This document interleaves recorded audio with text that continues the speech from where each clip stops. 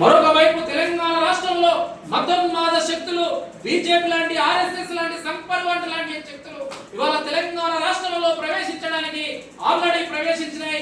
రాబోయే రోజులలో తీవ్రమైనటువంటి ఒక ప్రతిఘటన యుద్ధాలు జరిగేటువంటి పరిస్థితులు ఉన్నాయి.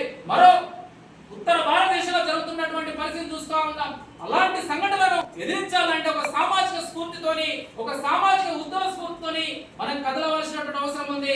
ఇవాళ మనం తీసుకున్నటువంటి నిర్ణయాలు రేపు రాబోయేటువంటి తరాలకు, మన జాతి మనుగడ కొరకు, మన జాతి చెందవలసినటువంటి అనేకమైనటువంటి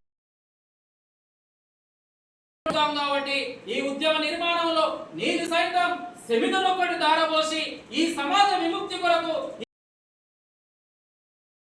సంవత్సరాలుగా ఈ సమాజ అభివృద్ధి కొరకు మన పూర్వీకుల నుంచి కష్టపడ్డటువంటి సంపద నేటికి కూడా తగ్గకుండా ఇబ్బందికరమైనటువంటి బతుకులు బతుకుతున్నటువంటి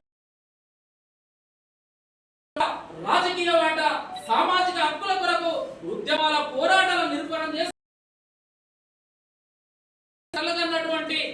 సమాజ స్థాపన కొరకు, అసమానత లేనటువంటి